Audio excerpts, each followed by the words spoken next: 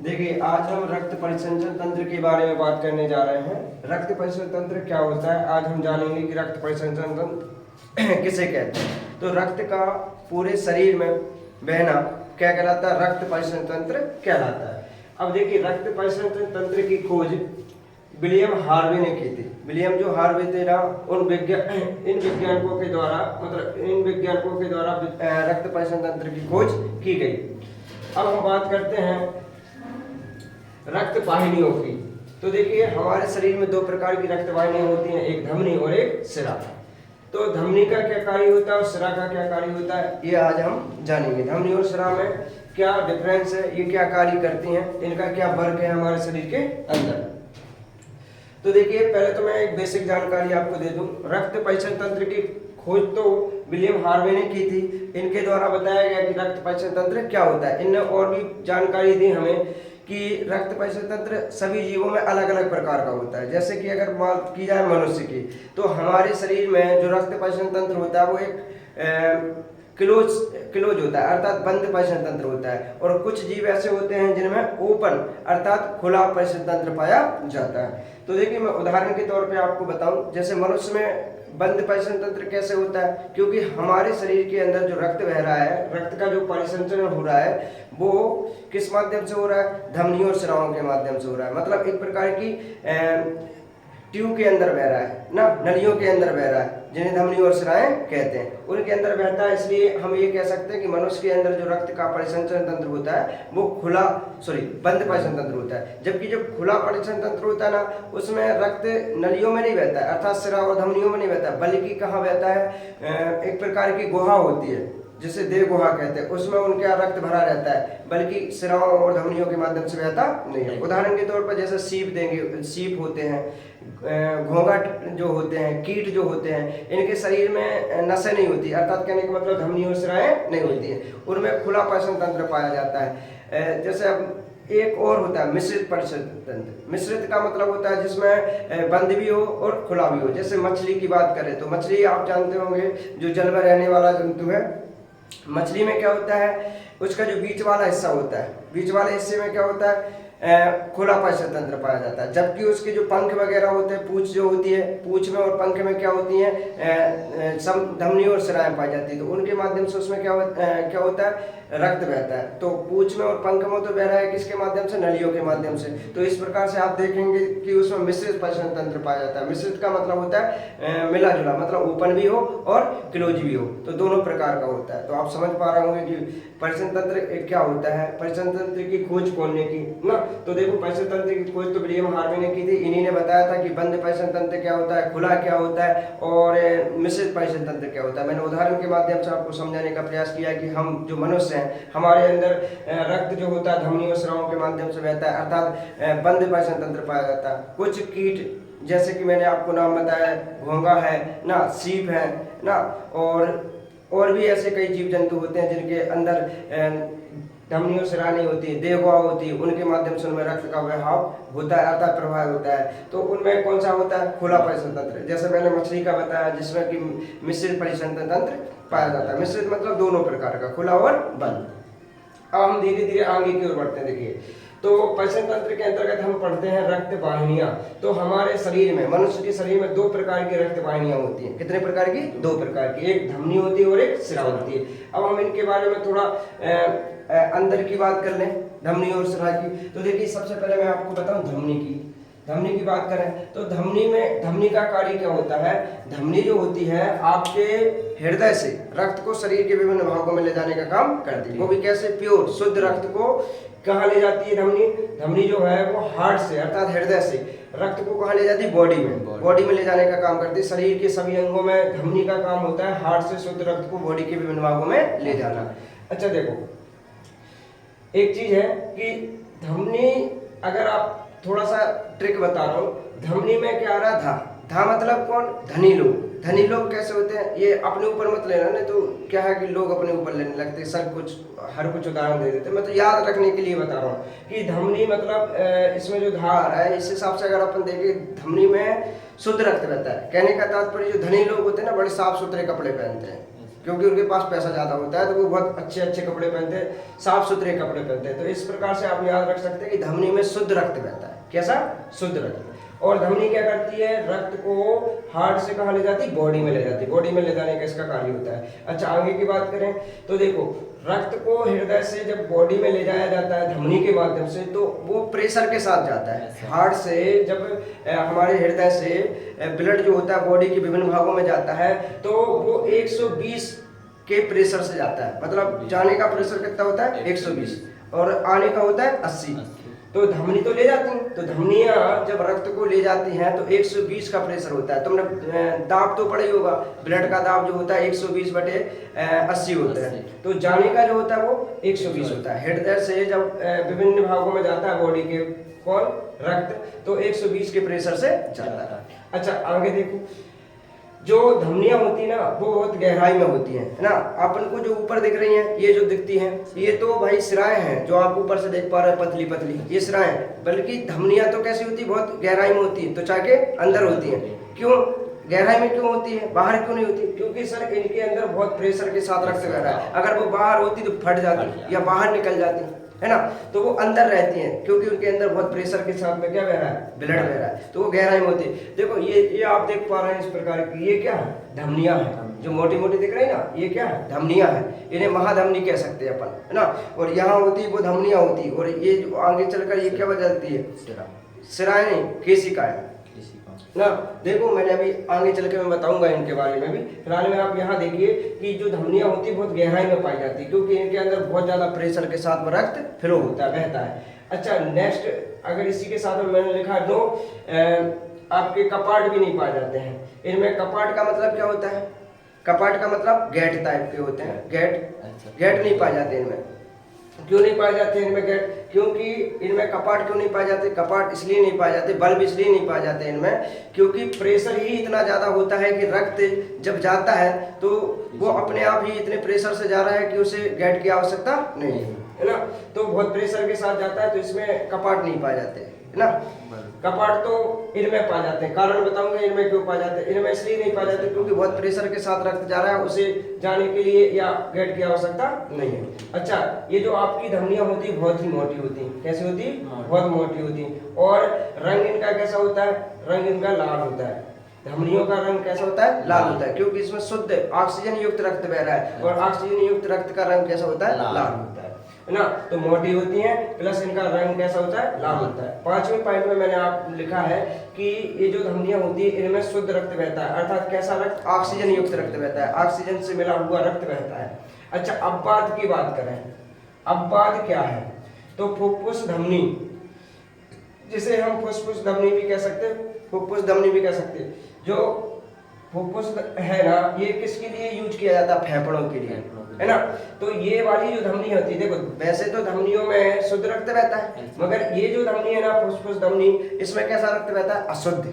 इसलिए इसे अपवाद माना जाता है। अशुद्ध क्यों बहेगा? अब देखो भाई, हार्ट में, हृदय में जब हमारा रक्त जाता है तो रक्त क्या करता है? जो शरीर का इकट्ठा होकर ऑक्सीजन कार्बन डाइऑक्साइड युक्त जो रक्त है वो हार्ट में जाता है। हार्ट से वो कहाँ पहुंचता है? फेफड़ों में। फेफड़ों में कौन ले जाती? फुफ्फुस धमनी, है ना। अशुद्ध रक्त को शुद्ध करने के लिए, ऑक्सीजन को उसमें मिलाने के लिए कहाँ जाना पड़ता है? रक्त को फेफड़ों के पास जाना पड़ता है क्योंकि फेफड़ों में क्या होता है? ऑक्सीजन होती है। तो हृदय क्या करता है? शुद्ध होने के लिए रक्त को उसमें ऑक्सीजन मिल जाए ताकि वो शुद्ध हो जाए, इसलिए उसे हृदय से कहाँ पहुंचाया जाता है? फेफड़ों में। और फेफड़ों में ले जाने का काम कौन करती है? फुफ्फुस धमनी करती है। और एक प्रकार से इसमें कौन सा रक्त है? अशुद्ध रक्त है। इस फुफ्फुस धमनी में कैसा रक्त है? अशुद्ध। इसलिए हम इसे अपवाद मान रहे हैं, है ना। अपवाद इसलिए मान रहे हैं क्योंकि ये अशुद्ध रक्त को ले जा रही है कहाँ? फेफड़ों में। बाकी इसका काम तो है शुद्ध रक्त को ले जाने का, तो ये अपवाद है। अब बात करते हैं किसकी? सिरा की। तो देखो सिरा का काम क्या होता है? सिरा का काम क्या होता है? सिरा क्या करती है? सिरा अपोजिट काम करती है, कौन की? धमनी की। ये क्या करती है? ब्लड को बॉडी के विभिन्न भागों से इकट्ठा करती है। कैसे? रक्त को? अशुद्ध रक्त, जिसमें कौन मिला हो? कार्बन डाइऑक्साइड, है ना। अशुद्ध रक्त को ये इकट्ठा करती बॉडी के विभिन्न भागों से, और कहाँ लेके आती? हार्ट में, हृदय में लेकर आती है। हृदय में लेकर आती है और जो लाने का जो प्रेशर है वो कितना होता है, जो प्रेशर होता है सिराओं का रक्त को शरीर के विभिन्न भागों से लाने का, वो होता है 80, जो कि बहुत कम है। धमनियों में होता है 120, इनमें कितना होता है 80, बहुत कम होता है। इतना कम होता है कि हो सकता है कि लौट के फिर से चला जाए, है ना, इतना कम होता है कि फिर से चला जाए। अगर ऐसा हुआ तो फिर क्या होगा, देखो मैं जैसे मान लो धमनियों ने 120 के प्रेशर से रक्त को भेजा कहाँ, नीचे की ओर, अब वो पैर में चला गया, पैर तक तो पहुंच गया 120 की स्पीड से, है ना। फिर अब सिराएं लेके आ रही हैं और नहीं ला पाई, मान लो 80 बहुत स्पीड कम है इसकी, मान लो 80 का प्रेशर है, तो इतने प्रेशर से अगर नहीं आ पाया तो पैर में रक्त क्या हो जाएगा, बहुत ज्यादा हो जाएगा, तो पैर इतना मोटा हो जाएगा, है ना। तो इनका प्रेशर बहुत कम होता है, इसलिए इनमें क्या होता है भैया, कपाट पाए जाते हैं। इनमें क्या पाए जाते हैं, कपाट, वाल्व पाए जाते हैं, वाल्व पाए जाते हैं, अर्थात कपाट पाए जाते हैं। कपाट क्या करते हैं, ऐसे होते हैं कपाट, इस प्रकार के। कौन में पाए जाते हैं, सिरा में। सिरा में क्या पाए जाते हैं भैया, कपाट पाए जाते हैं, सिरा में कपाट पाए जाते हैं। ये कपाट क्या करते हैं, जैसे मान लो रक्त यहाँ पैर में जा रहा है, मान लो पैर के इस नीचे वाले हिस्से से कहाँ जा रहा है, हृदय की ओर, तो यहाँ पहुंच गया तो ये कपाट बंद हो जाएगा, ये फंस गया यहाँ ना।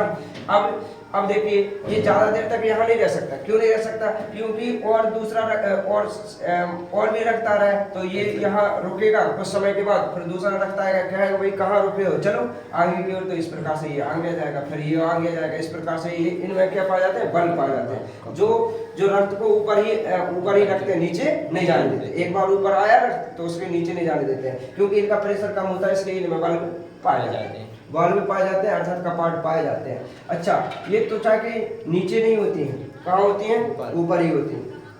ये मतलब त्वचा के नीचे होती है, मतलब बिल्कुल स्किन के थोड़े से नीचे होती है, जो हरी हरी आपको दिख रही है ना, वो आपकी क्या है, सिरा।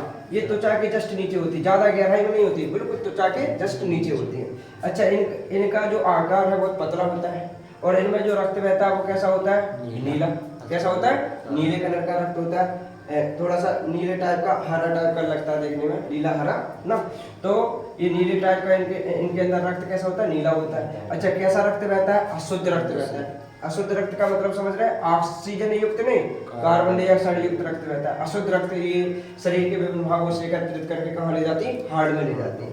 अच्छा, अवबाध इनमें भी है। अवबाध कौन है, इनमें अवबाध है फुसफुस सिरा। ये क्या करती है, शुद्ध रक्त को जो फेफड़ों ने किया शुद्ध, उसको क्या करती, फेफड़ों से शुद्ध रक्त को कहाँ लाती, हृदय में लाती। देखो ये क्या कर रही थी, अशुद्ध रक्त को धमनी क्या कर रही थी, फेफड़ों में ले जा रही थी, ताकि इसमें ऑक्सीजन मिल सके। अब ऑक्सीजन मिल चुकी है, मिलने के बाद जो शुद्ध रक्त हो गया है, उसको ये फुसफुस धमनी सिरा क्या कर रही है, फेफड़ों से कहाँ ला रही, हृदय में। वैसे तो इसका काम तो है अशुद्ध रक्त को लाना, मगर ये ला कौन सा रही, शुद्ध रक्त ला ना।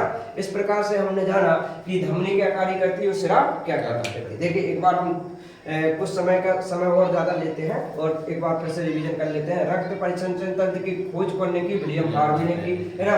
रक्त वाहिनियां कितने प्रकार की होती है, 2 प्रकार की, धमनी और सिरा। धमनी क्या करती है, हार्ट से शुद्ध रक्त को बॉडी के विभिन्न भागों में ले जाती है। हार्ट से कहाँ ले जाती है, बॉडी में। अच्छा, प्रेशर कितना हो जाता है ले जाने का प्रेशर होता है 120, मतलब हार्ट से जब शरीर के विभिन्न भागों में कौन जाएगा, ब्लड, तो वो कितने प्रेशर से जाएगा, 120 से। अच्छा, ये कहाँ पाई जाती है, धमनियां बहुत गहराई में पाई जाती हैं, है ना। मैंने अभी बताया था, ये देख रहे हैं आप गले में, तो ये बहुत गहराई में पाई जाती हैं। इसके अलावा ये देखो, इनमें नो वाल्व, मतलब इनमें वाल्व नहीं पाए जाते, कपाट नहीं पाए जाते रोकने के लिए, क्योंकि प्रेशर ही इतना ज्यादा है कि रोकने की कोई आवश्यकता नहीं है। और इनका जो साइज होता है कैसा होता है, मोटा होता है, रंग कैसा होता है, लाल होता है ना। और भाई एक कैसा रक्त प्रवाह करते हैं, शुद्ध, अर्थात ऐसा रक्त इनमें बहता है धमनियों में जो ऑक्सीजन युक्त होता है, मतलब जिसमें ऑक्सीजन मिली हो वह रक्त इनमें बहता है। अच्छा, अपवाद के रूप में देखा जाए तो जो फुसफुस धमनी है, ये क्या करती है, हृदय से अशुद्ध रक्त को फेफड़ों में ले जाती है, ताकि उसमें क्या भर जाए, वायु मिल जाए, मिक्स हो जाए वायु ना। तो फेफड़ों में ही रहती वायु, तो ये फुसफुस धमनी क्या करती, वैसे तो ये शुद्ध रक्त को ले जाती, मगर ले कौन को जा रही, अशुद्ध को। कहाँ ले जा रही, फेफड़ों में। जो फुसफुस शब्द है ये फेफड़ों के लिए ही है। तो अपवाद के रूप में फुसफुस धमनी क्या करती है, हृदय से अशुद्ध रक्त को शुद्ध करने के लिए फेफड़ों में ले जाती, ताकि उसमें ऑक्सीजन मिल सके, है ना। अब आ जाइए कहाँ, सिरा। तो सिरा में क्या करता है, सिरा का कार्य क्या होता है, ये बॉडी के विभिन्न भागों से रक्त को इकट्ठा करती है और उसके बाद में कहाँ ले जाती है, हार्ट में ले जाती है ना, मतलब अशुद्ध रक्त को इकट्ठा करके हार्ट में ले जाती है। इसका प्रेशर बहुत कम होता है, कितना होता है, 80 होता है ना। 80 प्रेशर बहुत कम होने के कारण इसमें कपाट पाए जाते हैं। कपाट की संरचना इस प्रकार की होती है, देखो ऐसे मान लीजिए ये ब्लड है, ऊपर जा रहा है, अब ये ब्लड यहाँ पहुंच गया तो ये वाले कपाट इसको रोक लेते हैं ताकि ये नीचे नहीं आ पाए। अब दूसरा और भी रक्त ऊपर जाएगा तो और रक्त ऊपर जाएगा तो ये पहले से जो रक्त है उस पर प्रेशर मारेगा, ये और ऊपर चला जाएगा, तो इस प्रकार से रक्त ऊपर चला जाता है। इस प्रकार से शरीर के विभिन्न भागों से इकट्ठा होकर रक्त कहाँ जाता है, हृदय में जाता है ना भाई। और मैंने क्या बताया कि ये त्वचा के नीचे होती हैं, त्वचा के नीचे मतलब स्किन के नीचे होती हैं, अपन देख भी सकते हैं इनको ना, ऊपर से दिखाई देती हैं, पतली होती हैं, रंग इनका कैसा होता है, नीला होता है। इसमें अशुद्ध रक्त बहता है, वो भी कौन सा, कार्बन डाइऑक्साइड युक्त रक्त बहता है। अब बाद के रूप में कौन है, इनमें भी अब बाद है कौन, फुसफुस सिरा, जो क्या करती है, फेफड़ों ने जो रक्त में ऑक्सीजन मिला दी है, अब ये रक्त हो गया क्या, शुद्ध। इस रक्त को क्या करेंगी, ये हार्ट में लेकर आएंगे ताकि हार्ट से ये बॉडी के विभिन्न भागों में चला जाए। तो वैसे तो बहता है इनमें अशुद्ध, मगर ये लेके आ रहे हैं शुद्ध, कौन को देने के लिए, हृदय को देने के लिए। अब देखिए मैंने एक स्ट्रक्चर बनाया है, शरीर के अंदर जो रक्त का प्रवाह होता है, शरीर में रक्त का मार्ग, शरीर के अंदर रक्त कैसा बहता है, किस टाइप से बहता है, उसको समझाने के लिए मैंने एक स्ट्रक्चर तैयार किया है। ये आपका हार्ट है, ऐसा हार्ट होता नहीं है, हार्ट का स्ट्रक्चर हम सीखेंगे नेक्स्ट स्लाइड जब मैं बताऊंगा, तो आपको बनाना बहुत आसान तरीके से बताऊंगा, तो आप बनाना भी सीख जाएंगे। मैंने ये उन बच्चों के लिए बनाया है जो ऐसा दिल पसंद करते हैं, इसलिए मैंने इस प्रकार का बनाया है। ये अपना हार्ट है ना।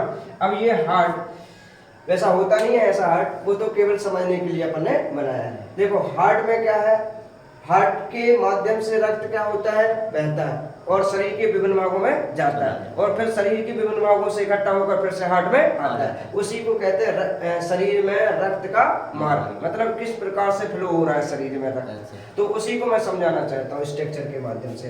तो देखिए हार्ट से सबसे पहले शुद्ध रक्त कहा जाता है, हार्ट से शुद्ध रक्त सबसे पहले लेती है कौन, महाधमनी, महाधमनी से कौन लेती है, धमनी, और धमनी से कौन लेती है, छोटी धमनी, और छोटी धमनी से केशिका, कोशिका नहीं केशिका। अब मैं थोड़ा सा आपको समझा दूं, देखो ये आप देख पा रहे हैं, ये गले में जो होती है इन्हें क्या कहते हैं अपन, महाधमनी, और यहाँ जो होती है उन्हें कहते हैं क्या, धमनियां, है ना, ये मोटी मोटी है थोड़ी सी, तो ये क्या धमनियां, और इसके बाद में ये आपकी आ जाती है कौन, छोटी धमनियां, यहाँ कौन आ जाएंगी, छोटी धमनियां, और इसके बाद में यहाँ आ जाएंगी कौन, केशिकाएं। केशिका बहुत बाल जैसी पतली पतली सी होती है ना। अच्छा केशिकाओं के बाद में क्या होता है, केशिकाओं में आ गया रक्त कौन सा, शुद्ध रक्त। अब केशिकाएं के अंदर बनेगा कौन सा, अशुद्ध रक्त। केशिका में शुद्ध भी होता है और अशुद्ध भी। अब इस प्रकार से अशुद्ध रक्त कौन लेके आएंगी, छोटी शिराएं, छोटी शिराओं ने एक्सेप्ट किया अशुद्ध रक्त को ना, और लेकर छोटी इन केशिकाओं से अशुद्ध रक्त को लिया छोटी केशिकाओं ने, छोटी सिराओं ने, और छोटी सिरा से कौन ने लिया, सिरा ने, और सिरा ने कौन को दिया, महासिरा ने। महासिरा किसको दे देती है, हार्ट को दे देती है। इस प्रकार से आप देख पा रहे हैं, इस प्रकार से हमारे शरीर के अंदर रक्त का क्या होता है, प्रवाह होता है ना। एक बार समझ लो, हार्ट से कहा गया महाधमनी, कौन सा रक्त, शुद्ध रक्त, महाधमनी में, महाधमनी से कहा धमनी में, और धमनी से कहा छोटी धमनी में, और छोटी धमनी ने कौन को दिया, केशिकाओं को। अब केशिकाओं के अंदर बना कौन सा, अशुद्ध रक्त, कार्बन डाइऑक्साइड युक्त रक्त, इसको कौन ने लिया, छोटी सिरा ने, छोटी सिरा से कौन को मिला, सिरा को, सिरा से कौन को मिला, महासिरा को, और महासिरा ने कौन को दे दिया, हार्ट ने। अब हार्ट क्या करेगा, अशुद्ध रक्त को, अशुद्ध रक्त को हार्ट क्या करेगा, ये हार्ट क्या करेगा, अशुद्ध रक्त आ गया, इस महासिरा ने अशुद्ध रक्त कौन को दे दिया, हार्ट को।